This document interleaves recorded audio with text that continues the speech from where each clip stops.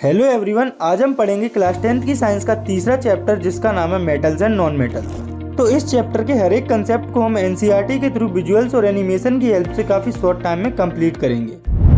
तो हमारे आसपास जो कुछ भी प्रेजेंट है उसे मेनली दो पार्ट्स में डिवाइड किया गया है, जो कि है मेटल्स और नॉन मेटल्स। तो आज हम इस चैप्टर में मेटल्स और नॉन मेटल्स की फिजिकल और केमिकल प्रॉपर्टीज़ को समझेंगे और इसी के साथ कुछ एडिशनल इन्फॉर्मेशन और टॉपिक्स को भी समझेंगे। तो चलिए स्टार्ट करते हैं।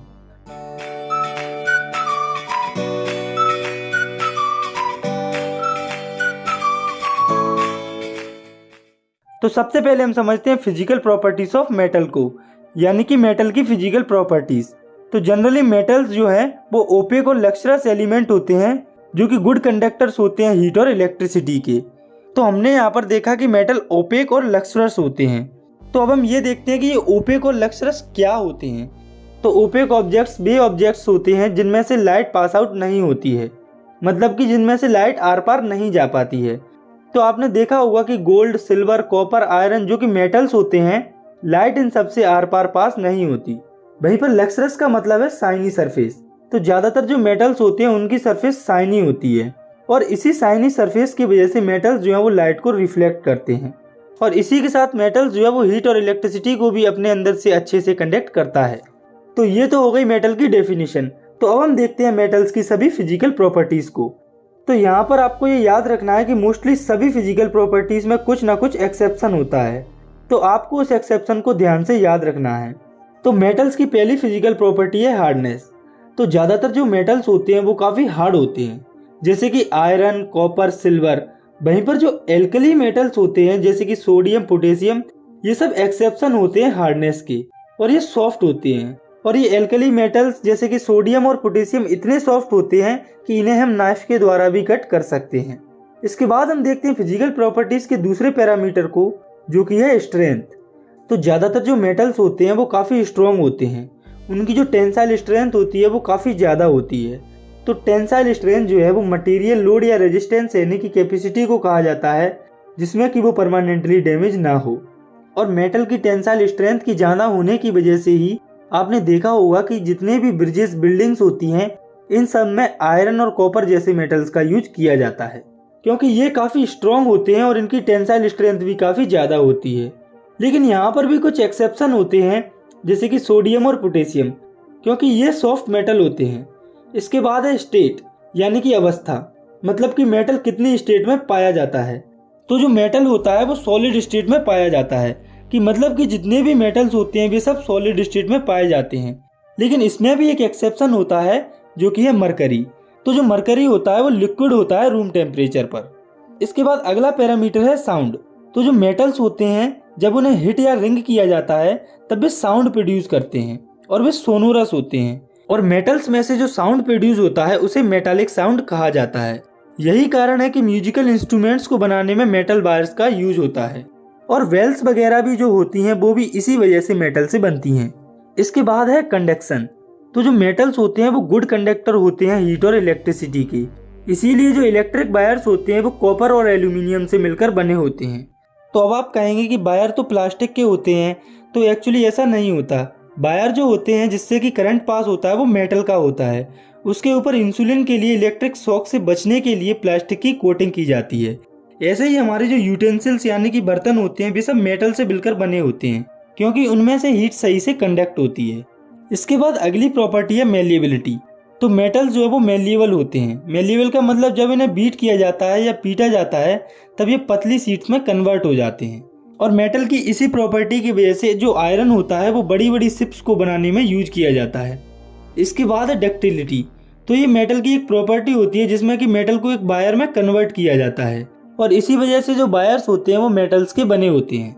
इसके बाद है मेल्टिंग एंड बॉइलिंग पॉइंट। तो जनरली जितने भी मेटल्स होते हैं उनका मेल्टिंग और बॉइलिंग पॉइंट काफ़ी हाई होता है, लेकिन इसके अंदर भी कुछ एक्सेप्शन होते हैं, जैसे कि सोडियम और पोटेशियम, जिनका मेल्टिंग और बॉइलिंग पॉइंट काफ़ी कम होता है। इसके बाद है डेंसिटी।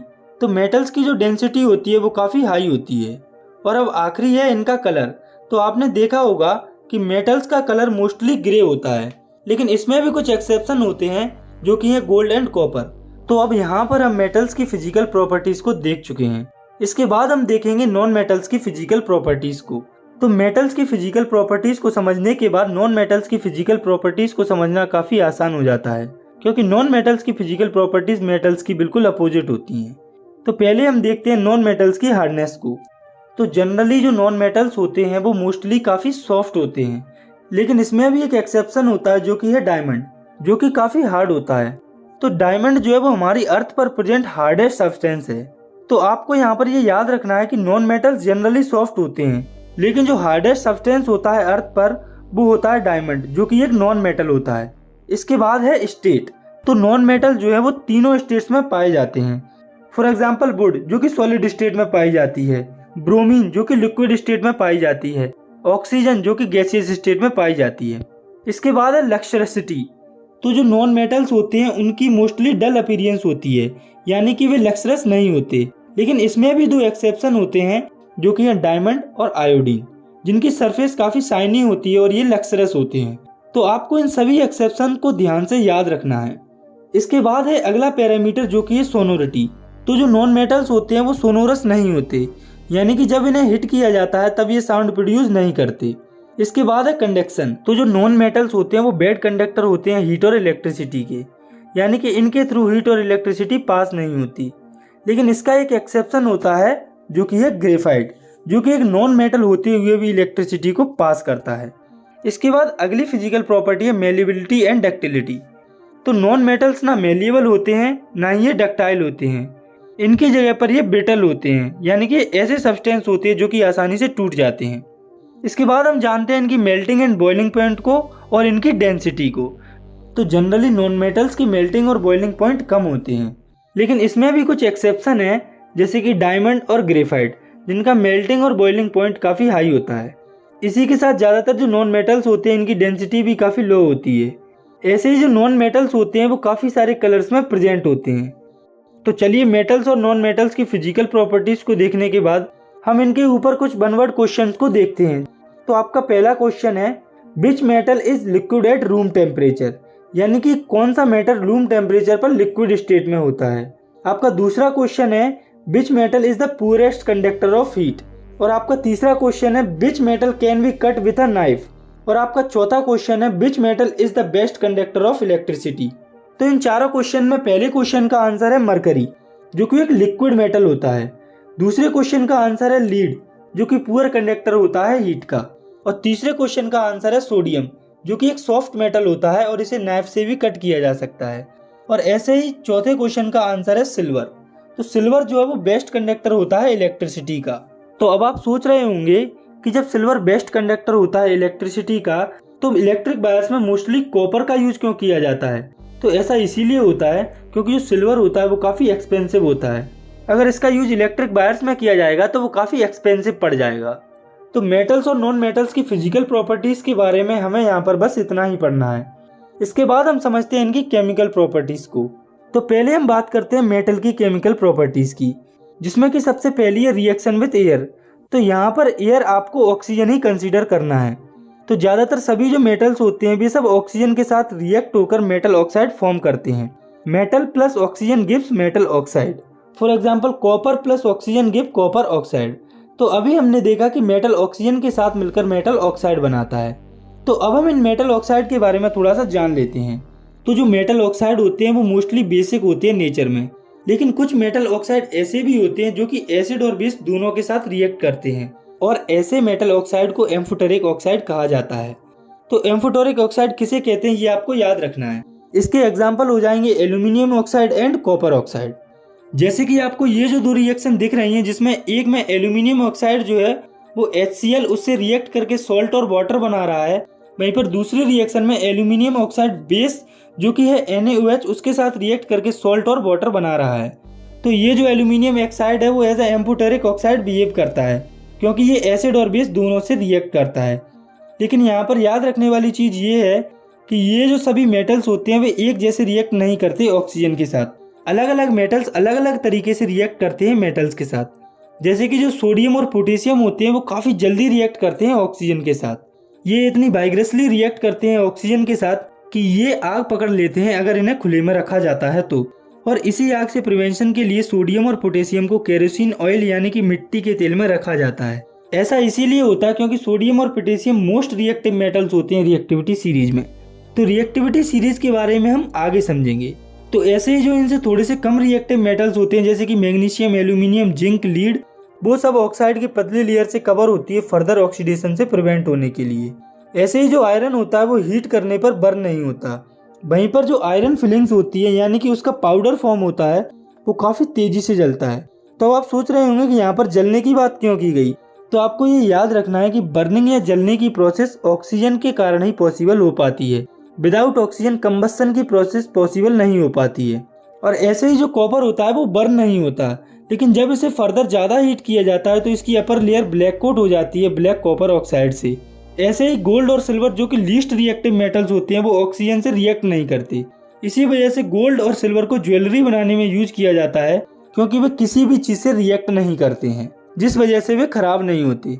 इसके बाद है दूसरी केमिकल रिएक्शन जो कि है रिएक्शन विद वाटर।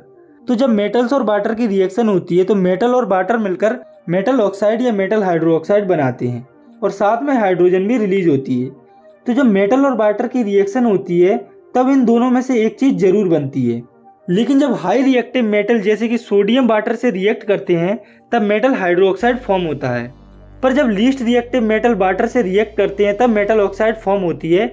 लेकिन ये जो मेटल ऑक्साइड होती है वो फर्दर वाटर से रिएक्ट करके मेटल हाइड्रोक्साइड फॉर्म कर लेती है। For example sodium plus water gives sodium hydroxide plus hydrogen gas and calcium plus water gives calcium hydroxide plus hydrogen gas. और तीसरा एग्जाम्पल है iron plus water give iron oxide plus hydrogen. तो आप इन तीनों examples को ध्यान से देखिए। तो इनमें आपको एक चीज़ देखने को मिलेगी, वो ये है कि जो मोस्ट रिएक्टिव मेटल है उनकी वाटर के साथ रिएक्शन पर मेटल हाइड्रोक्साइड फॉर्म हो रहा है।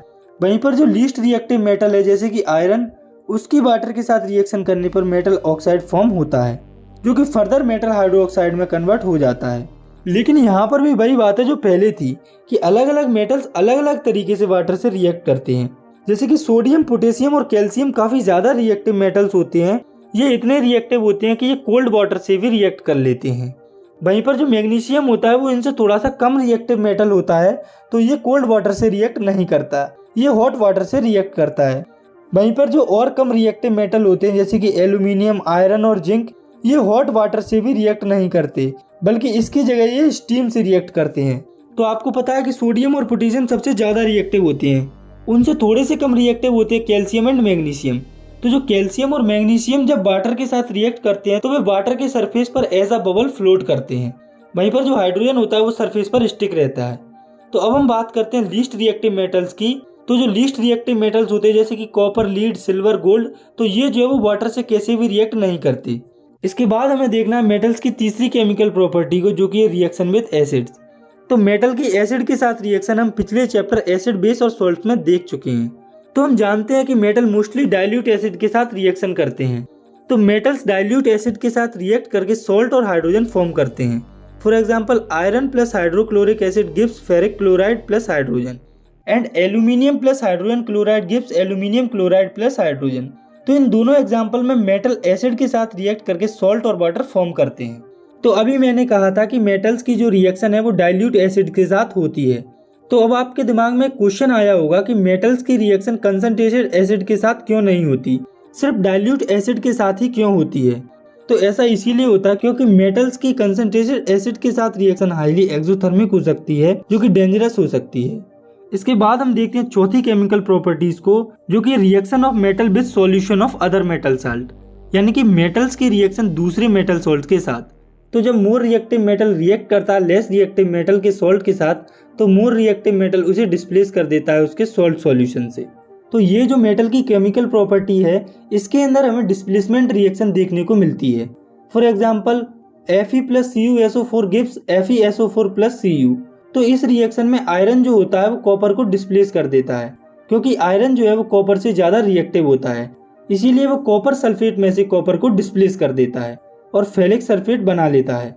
अगर इस केमिकल प्रॉपर्टी या रिएक्शन को हमें अच्छे से समझना है तो हमें ये जानना पड़ेगा कि कौन सा मेटल कौन से मेटल को डिस्प्लेस करता है।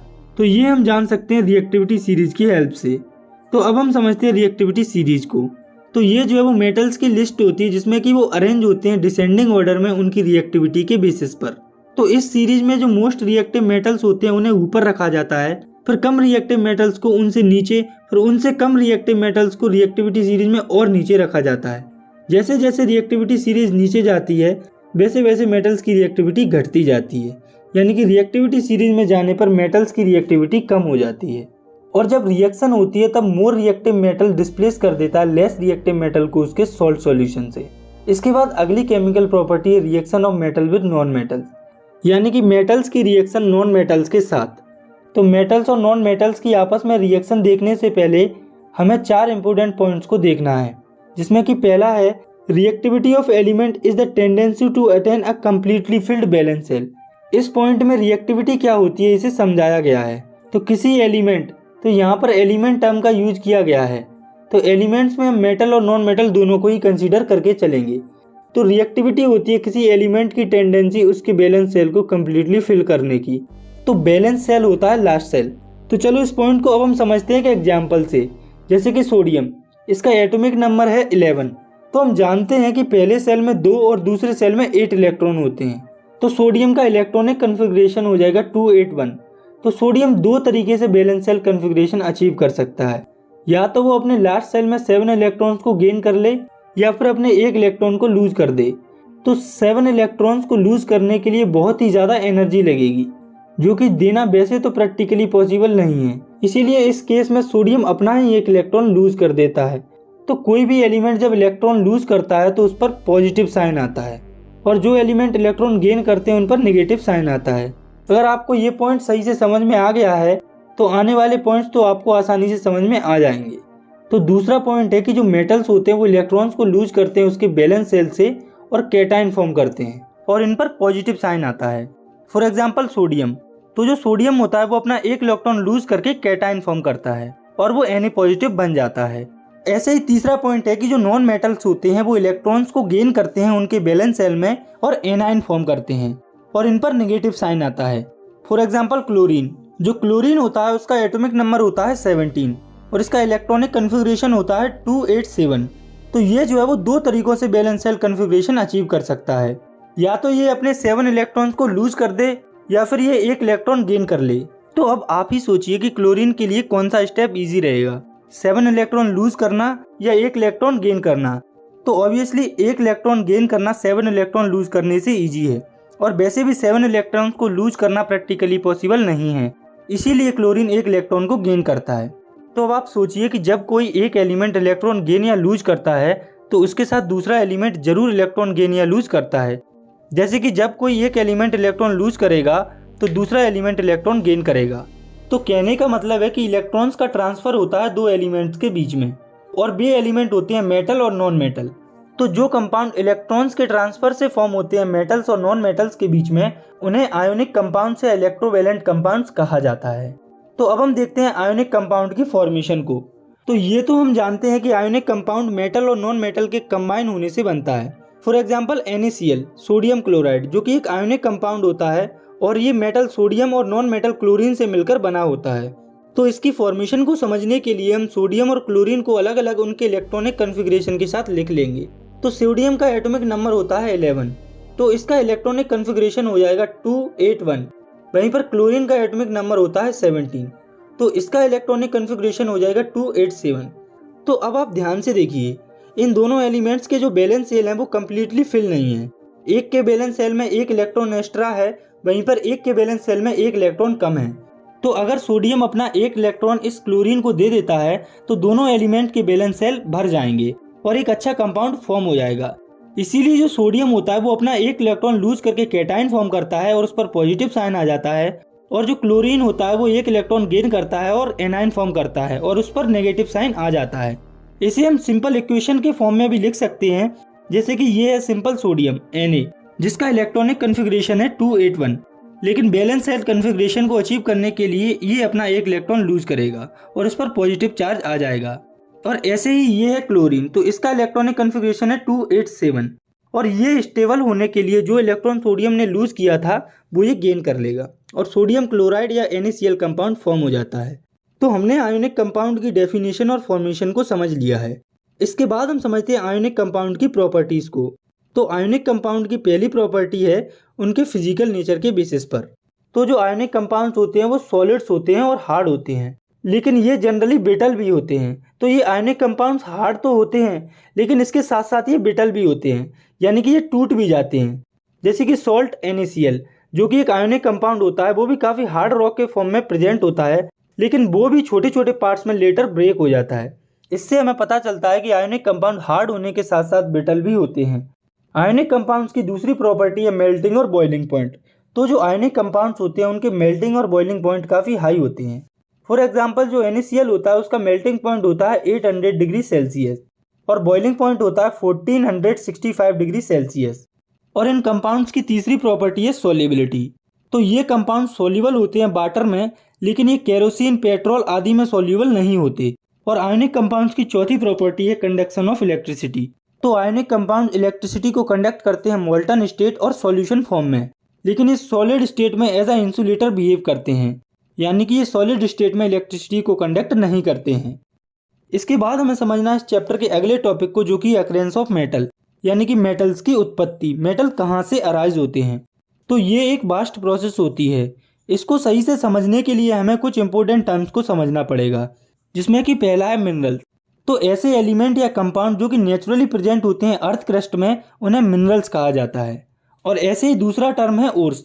तो ये वो मिनरल्स होते हैं जिसमें कि बहुत ज़्यादा परसेंटेज होती है पर्टिकुलर मेटल की, और ये जो मेटल होता है वो अच्छे से कॉस्ट इफेक्टिवली एक्सट्रैक्ट किया जाता है इनके पर्टिकुलरली ओर से। इसके बाद तीसरा टर्म है गैंग। तो ओर्स जो कि काफ़ी ज़्यादा अमाउंट में कंटामिनेटेड रहते हैं इम्प्योरिटीज से, जैसे कि सॉइल या सैंड से, उसे गैंग कहा जाता है।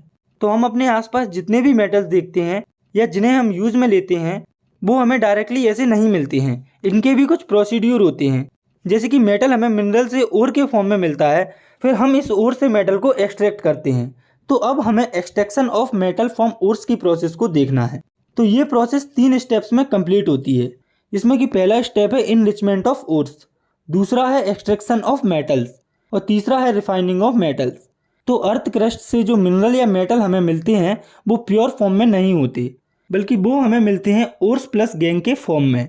तो स्टेप 1 में हम जो ओर्स होते हैं उनको इस लायक बनाते हैं कि उनमें से मेटल को एक्सट्रैक्ट किया जा सके, क्योंकि हमें मिनरल से जो ओर मिलती है उसमें उसके साथ साथ गैंग यानी कि इम्प्योरिटीज़ भी प्रेजेंट होती है, जिन्हें कि इस स्टेप में रिमूव किया जाता है। तो जब हम इम्प्योरिटीज़ को रिमूव कर देते हैं ओर से, तो फिर हम पर्टिकुलर मेटल को ओर से एक्सट्रैक्ट कर लेते हैं, और ये सब स्टेप 2 में हमें देखने को मिलता है। और स्टेप 3 में जो मेटल हमें एक्सट्रैक्शन के बाद मिलता है उसकी रिफाइनिंग की जाती है यूज़ में लाने के लिए। तो अब हम इन तीनों स्टेप्स को और अच्छे से डिटेल में समझ लेते हैं। तो हम शुरुआत करते हैं पहले स्टेप से, जो कि है इनरिचमेंट ऑफ ओर्स। तो it is the process of removing gang from ores. मतलब कि ये जो है वो एक प्रोसेस होती है जिसमें गैंग या इम्प्योरिटीज़ को रिमूव किया जाता है पर्टिकुलर ओर से। और इसको करने के कई प्रोसेस या टेक्निक्स होती हैं, जो कि है hydraulic washing, magnetic separation, froth flotation, chemical separation या लीचिंग। तो अब हम एक एक करके इन चारों टेक्निक्स को अच्छे से समझ लेते हैं। तो सबसे पहले हम समझते हैं इनरिचमेंट ऑफ ओर्स की पहली मेथड को, जो कि है हाइड्रोलिक वॉशिंग। तो इस प्रोसेस को ग्रेविटी सेपरेशन भी कहा जाता है। तो इस प्रोसेस में जो मिनरल हमें अर्थ क्रस्ट से मिलता है, जो कि बेसिकली मिक्सचर होता है ओर और गैंग का, उसे क्रश करते हैं और उसे वॉश करते हैं वाटर की स्ट्रीम से। यूजुअली ये जो ओर पार्टिकल्स होते हैं वो हैवी होते हैं और वो नीचे सेटल हो जाते हैं, वहीं पर जो गैंग पार्टिकल्स जो कि हल्के होते हैं वो वाटर स्ट्रीम के साथ वॉश अवे हो जाते हैं, और ऐसे ही जो ओर पार्टिकल्स होते हैं वो पीछे बच जाते हैं। इस प्रोसेस का यूज टिन, लीड और गोल्ड की रिफाइनिंग में किया जाता है। हम इस प्रोसेस को इस डायग्राम की हेल्प से भी समझ सकते हैं। तो इसके लिए हमें ज़रूरत है स्लोप टेबल की। तो जो स्लोप टेबल होती है उसमें गड्ढे होते हैं, डक्स होते हैं, जिसमें कि ऊपर की ओर क्रश्ड ओर डाला जाता है और यहाँ से वाटर स्ट्रीम को छोड़ दिया जाता है। तो जैसे जैसे ओर यहाँ से आता है वैसे वैसे पानी का बहाव भी आता है। तो जब ये सब होता है तो जो हैवी ओर होता है वो इन गड्ढों में जमा हो जाता है, और जो वेस्ट मटेरियल या गैंग होता है वो वाटर स्ट्रीम के साथ वॉश अवे हो जाता है। इसके बाद हम समझते हैं इनरिचमेंट ऑफ ओर्स की दूसरी मेथड को, जो कि है मैग्नेटिक सेपरेशन। तो ये जो मेथड होती है वो मैग्नेटिक प्रिंसिपल्स पर काम करती है, और ये मेथड जब अप्लाई होती है जब ओर्स एंड गैंग पार्टिकल्स में से कोई एक पार्टिकल मैग्नेटिक प्रॉपर्टी शो करता हो, यानी कि मैग्नेट की तरफ अट्रैक्ट होता हो। तो मोस्टली केसेस में ये होता है कि जो ओर होता है वो मैग्नेट की तरफ अट्रैक्ट होता है और गैंग पार्टिकल्स मैग्नेट की तरफ अट्रैक्ट नहीं होते। तो अब हम समझते हैं मैग्नेटिक सेपरेशन के प्रोसीजर को डायग्राम के थ्रू। तो ये जो आप डायग्राम देख रहे हैं ये है मैग्नेटिक सेपरेशन की वर्किंग का डायग्राम। तो सबसे पहले इस प्रोसेस में यहाँ पर क्रश्ड ओर डाला जाता है, तो ये जो क्रस्ट ओर है वो इस 2 व्हील टाइप स्ट्रक्चर पर आता है। तो यहाँ पर ये जो व्हील है इसमें मैग्नेट लगा हुआ होता है या फिर इसमें मैग्नेटिक प्रॉपर्टीज होती हैं। तो जब क्रस्ट ओर इस मैग्नेटिक व्हील पर आता है तो जो प्योर ओर के पार्टिकल्स जो कि मैग्नेट से अट्रैक्ट होते हैं वो इस व्हील पर चिपक जाते हैं। वहीं पर जो गैंग पार्टिकल्स होते हैं वो ऐसे ही यहाँ से गिरकर पास ऑन हो जाते हैं। तो इस प्रोसेस से हम मैग्नेटाइट ओर जो कि आयरन का ओर होता है, क्रोमाइट ओर जो कि क्रोमियम का ओर होता है, आदि ओर्स को गैंग से सेपरेट किया जा सकता है। इसके बाद है एनरिचमेंट ऑफ ओर्स की तीसरी मेथड जो कि है फ्रॉथ फ्लोटेशन मेथड। तो ये मेथड हाइड्रोफोबिक मटेरियल को हाइड्रोफिलिक मटेरियल से सेपरेट करने के लिए यूज होती है। तो हाइड्रोफोबिक का मतलब होता है वाटर रेजिस्टेंस, यानी कि ऐसे सब्सटेंस जो वाटर में डिजोल्व नहीं होते। वहीं पर हाइड्रोफिलिक मटेरियल वे मटेरियल होते हैं जो कि वाटर में इजीली डिजोल्व हो जाते हैं। तो इस प्रोसेस में जो ओर होता है वो हाइड्रोफोबिक होता है, यानी कि ये वाटर में डिजोल्व नहीं होता है। और जो गैंग या वेस्ट पार्टिकल होता है वो हाइड्रोफिलिक होता है, यानी कि ये वाटर में डिजोल्व हो जाता है। तो इस प्रोसेस को भी हम डायग्राम की हेल्प से समझ सकते हैं। तो इस प्रोसेस में हम एक टम्बलर लेंगे जिसमें कि पाइनॉल और वाटर का मिक्सचर होगा प्रॉपर कंपोजिशन में। तो इसमें हम ओर और गैंग का जो मिक्सचर होता है उसे क्रश करके ऐड कर देंगे। तो जब हम उस मिक्सचर में क्रश किए हुए ओर को डालेंगे तो जो गैंग होता है वो हाइड्रोफिलिक होने के कारण वाटर में डिजोल्व हो जाएगा। वहीं पर जो ओर है वो हाइड्रोफोबिक होने के कारण पाइनॉल के साथ सस्पेंड हो जाएगा, यानी कि चिपक जाएगा। इसके बाद ये जो पाइप है इससे प्रेशर्ड एयर इस सिस्टम में डाली जाती है, जिससे ये जो सिस्टम है वो तेजी से घूमने लगेगा। और ये जो पाइनॉल है इसके बबल्स बन जाएंगे, यानी कि झाग, जिसमें कि ओर होगा। और ये बबल्स एयर की प्रेशर की वजह से ऊपर आ जाएंगे और जो गैंग होगा वो वाटर के पार्टिकल्स के साथ नीचे सेटल हो जाएगा। फिर हम जो है वो पाइनॉल से अपने ओर को एक्सट्रैक्ट कर लेंगे। इसके बाद हम समझते हैं इनरिचमेंट ऑफ ओर्स की लास्ट टेक्निक को, जो कि है केमिकल रिफाइनिंग या लीचिंग। तो इस प्रोसेस में केमिकल्स का यूज किया जाता है ओर्स में से गैंग को सेपरेट करने के लिए। और इस प्रोसेस में जो ओर होता है वो सॉल्युबल होता है केमिकल में, और जो गैंग होता है वो इनसॉल्युबल होता है। और ये जो प्रोसेस है वो सिलेंड्रिकल बेसल में की जाती है, जिसमें कि प्रेशर काफ़ी हाई होता है। और इस प्रोसेस में जो ओर्स होते हैं उन्हें मेटल सॉल्ट के फॉर्म में कन्वर्ट किया जाता है। तो इन 4 मेथड में से हम बेसिकली ओर्स में से गैंग को अलग कर देते हैं। तो अब हम ओर में से गैंग या इम्प्योरिटीज को रिमूव कर चुके हैं। इसके बाद हमें देखना है कि जो ओर होता है उसमें से मेटल को कैसे एक्सट्रैक्ट किया जाता है। तो सबसे पहले हम देखते हैं उन मेटल्स की एक्सट्रैक्शन जिनकी रिएक्टिविटी काफ़ी कम होती है या ये रिएक्टिविटी सीरीज में नीचे की तरफ प्रेजेंट होते हैं। तो रिएक्टिविटी सीरीज में हम लो रिएक्टिव मेटल्स में मेनली 4 मेटल्स को कंसीडर करते हैं, जिसमें कि सबसे नीचे होते हैं गोल्ड और सिल्वर। तो ये दोनों मेटल बिल्कुल ना के बराबर रिएक्टिव होते हैं, इसीलिए ये हमें फ्री या नेटिव स्टेट में मिल जाते हैं। इन्हें हमें एक्सट्रैक्ट करने की ज़रूरत नहीं पड़ती। फिर जब हम रिएक्टिविटी सीरीज में थोड़ा सा ऊपर जाते हैं तो इनके ऊपर प्रेजेंट होते हैं कॉपर और मरकरी। तो मरकरी और कॉपर हमें बेसिकली सल्फाइड या ऑक्साइड के फॉर्म में मिलते हैं नेचर में। तो ये मेटल्स भी बहुत ही कम रिएक्टिव होते हैं, इसलिए इनके जो ऑक्साइड्स या सल्फाइड्स होते हैं उन्हें हीटिंग से रिड्यूस्ड किया जाता है। और इन दोनों मेटल्स के ओर को बहुत ज़्यादा हीट नहीं किया जाता है, थोड़ी सी ही हीट से ये जो मेटल है वो एक्सट्रैक्ट हो जाते हैं। फॉर एग्जाम्पल जो मरकरी होता है वो सिनेवार ओर के फॉर्म में प्रेजेंट होता है, जिसका फॉर्मूला होता है HgS, यानी कि मरकरी सल्फाइड। जब इसे ऑक्सीजन की प्रेजेंस में हीट किया जाता है तो ये मरकरी ऑक्साइड और सल्फर डाइऑक्साइड फॉर्म करता है। जब हम इस HgO यानी कि मरकरी ऑक्साइड को भी हीट करते हैं तो इसमें से ऑक्सीजन सेपरेट हो जाता है और मरकरी फॉर्म हो जाता है। और इसी तरह से कॉपर सल्फाइड ओर से भी कॉपर को एक्सट्रैक्ट किया जाता है। तो जब कॉपर सल्फाइड ओर को ऑक्सीजन की प्रेजेंस में हीट किया जाता है तो ये कॉपर ऑक्साइड में कन्वर्ट हो जाता है। तो जब हम कॉपर ऑक्साइड को आगे और हीट करते हैं कॉपर सल्फाइड की प्रेजेंस में तो हमें कॉपर मिल जाता है। इसके बाद हम देखते हैं उन मेटल्स की एक्सट्रैक्शन जो कि रिएक्टिविटी सीरीज के मिडिल में प्रेजेंट होते हैं।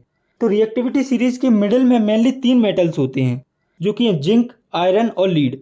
तो ये जो मेटल्स होते हैं वो मेनली सल्फाइड्स और कार्बोनेट्स के ओर के फॉर्म में प्रेजेंट होते हैं।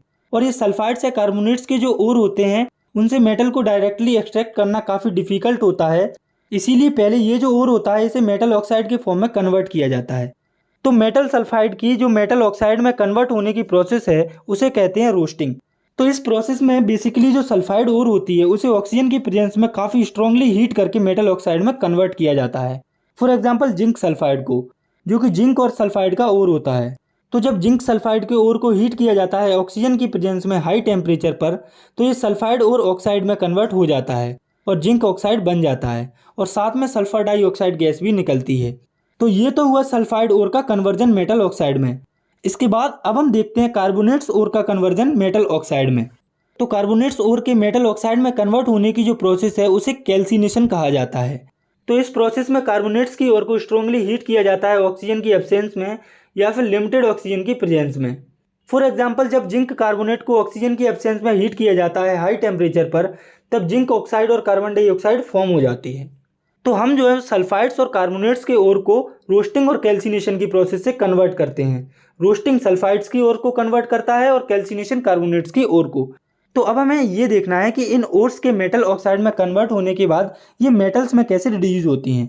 तो ये जो मेटल ऑक्साइड होते हैं वो रिडक्शन की प्रोसेस से मेटल में रिड्यूस होते हैं। तो रिडक्शन को हम फर्स्ट चैप्टर में ऑलरेडी अच्छे से पढ़ चुके हैं, तो यहाँ हम बिल्कुल इसकी ब्रीफ डिस्क्रिप्शन को समझेंगे। तो रिडक्शन होता है removing of oxygen from a compound, यानी कि किसी भी कंपाउंड से ऑक्सीजन को रिमूव करने की जो प्रोसेस होती है उसे रिडक्शन कहते हैं। तो ये जो मेटल ऑक्साइड की रिडक्शन होती है इसमें कुछ रिड्यूसिंग एजेंट का यूज किया जाता है। तो रिड्यूसिंग एजेंट बेस सब्सटेंस होते हैं जो कि ऑक्सीडेशन में हेल्प करते हैं। तो यहाँ पर मेनली 3 रिड्यूसिंग एजेंट का यूज किया जाता है, जो कि है कार्बन, जिसे कि कोक भी कहा जाता है, CO यानी कि कार्बन मोनोऑक्साइड, और हाइड्रोजन। तो इन तीनों की हेल्प से मेटल ऑक्साइड को मेटल में रिड्यूस किया जाता है। फॉर एग्जाम्पल, जिंक ऑक्साइड की जब कार्बन से रिएक्शन कराई जाती है तो जिंक और ऑक्सीजन अलग अलग हो जाता है और कार्बन जो है वो ऑक्सीजन के साथ जुड़कर कार्बन मोनोऑक्साइड बना लेता है। तो यहाँ पर जिंक ऑक्साइड जो है वो मेटल में रिड्यूस हो रहा है। इसके बाद हम देखते हैं उन मेटल्स की एक्सट्रैक्शन जो कि रिएक्टिविटी सीरीज में टॉप पर प्रेजेंट होते हैं। तो रिएक्टिविटी सीरीज में टॉप पर प्रेजेंट होते हैं पोटेशियम, सोडियम, कैल्शियम, मैग्नीशियम। तो ये जो सभी मेटल्स होते हैं वो काफ़ी ज़्यादा रिएक्टिव होते हैं और ये जो है वो रिड्यूसिंग एजेंट से रिड्यूस नहीं होते। इसीलिए ये जो टॉप ऑर्डर के मेटल्स होते हैं वो इलेक्ट्रोलाइटिक रिडक्शन से रिड्यूस होते हैं उनकी मोल्टन स्टेट से। मोल्टन स्टेट का मतलब होता है पिघली हुई स्टेट। तो इस प्रोसेस में जो ओर होता है उसे उसके सॉल्ट के फॉर्म में कन्वर्ट करके पिघलाया जाता है। तो चलिए अब हम इसका एक एग्जाम्पल देख लेते हैं। तो हम देखते हैं सोडियम की एक्सट्रैक्शन सोडियम क्लोराइड से। तो हम सोडियम की एक्सट्रैक्शन को एक डायग्राम की हेल्प से समझते हैं। तो इसके लिए हम NaCl को एक टम्बलर में मोल्टन स्टेट में ले लेंगे और उसमें एक बैटरी को डाल देंगे, जिसके एक एंड पर कैथोड होगा जो कि नेगेटिवली चार्ज होगा और दूसरे एंड पर एनोड होगा जो कि पॉजिटिवली चार्ज होगा। तो जब इस सॉल्यूशन में से इलेक्ट्रिसिटी को पास किया जाता है तो जो NaCl होता है वो Na+ और Cl नेगेटिव में ब्रेक हो जाता है। तो अब जो मैं आपको बताने जा रहा हूँ वो आपको याद रखना है कि ये जो सोडियम होता है वो कैथोड पर जाता है, वहीं पर जो क्लोरीन होती है वो एनोड पर जाती है। तो ऐसा इसीलिए होता है क्योंकि जो सोडियम होता है वो पॉजिटिवली चार्ज होता है और कैथोड नेगेटिवली चार्ज होता है। तो जो अपोजिट चार्ज होते हैं वो एक दूसरे को अट्रैक्ट करते हैं, इसीलिए सोडियम कैथोड पर और क्लोरीन एनोड पर जाती है।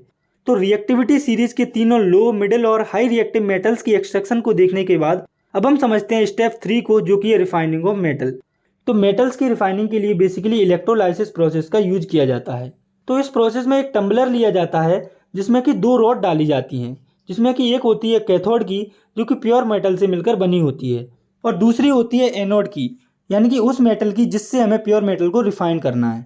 फॉर एग्जांपल, हम यहाँ पर देखते हैं कॉपर की रिफाइनिंग। तो इसके लिए हम एक टम्बलर लेंगे और इसके एक एंड पर कैथोड की रॉड डालेंगे जो कि प्योर कॉपर से मिलकर बनी होती है और ये काफ़ी पतली होती है जो कि नेगेटिवली चार्ज होती है। वहीं पर दूसरे साइड में एक और रॉड होती है जो कि एनोड की होती है और ये इम्प्योर मेटल से बनी होती है और ये रॉड प्योर मेटल की रॉड से हैवी यानी कि बड़ी होती है।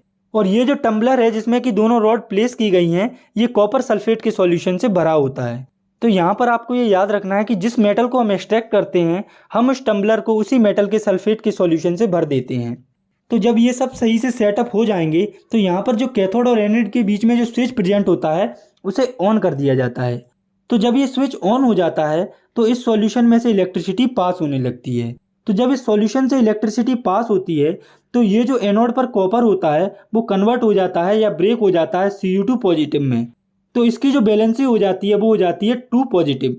तो अब आप इस Cu2 पॉजिटिव को ध्यान से देखिए और सोचिए कि एनोड पर जो कॉपर है वो जब Cu2 पॉजिटिव में कन्वर्ट हुआ तो क्या हुआ होगा।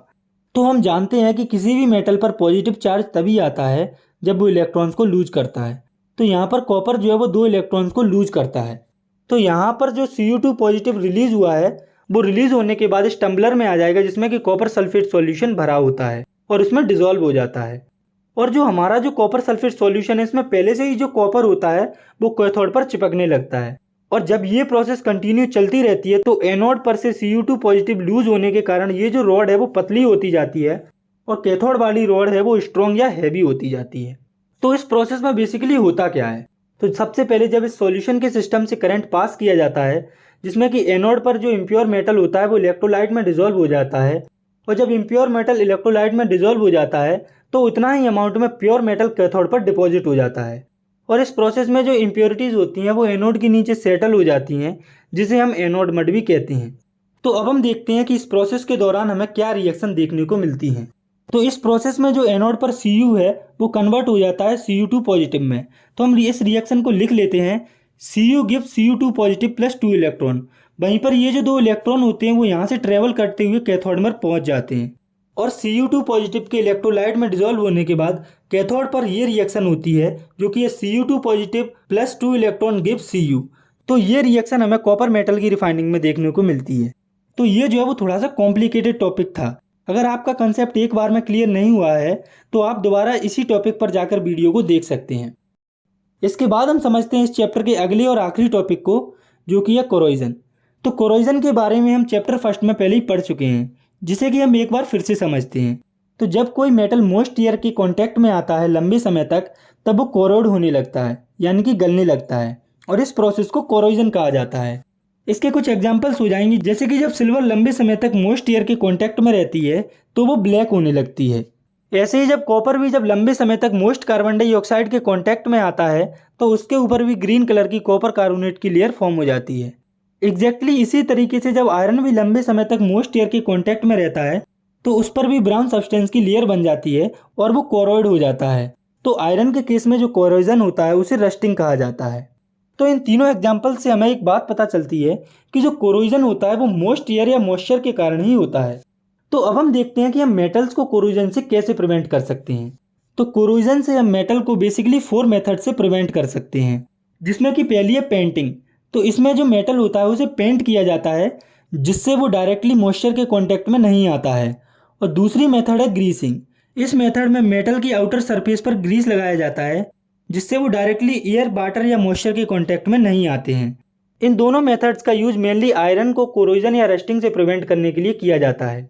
इसके बाद अगली मेथड है गैल्वेनाइजेशन। तो इस मेथड का यूज स्टील और आयरन को प्रोटेक्ट करने के लिए किया जाता है।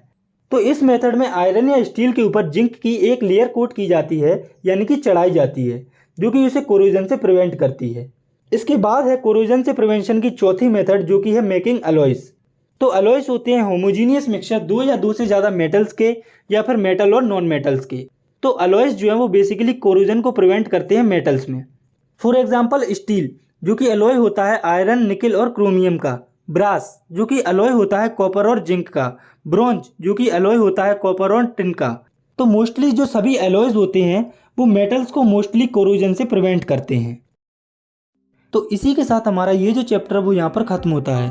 आई होप आपको अच्छे से समझ में आया होगा। अगर वीडियो पसंद आई है तो आप इसे लाइक कर सकते हैं और साथ ही साथ इस चैनल को भी सब्सक्राइब कर सकते हैं। मिलते हैं नेक्स्ट वीडियो में, तब तक के लिए thanks for watching, take care, bye.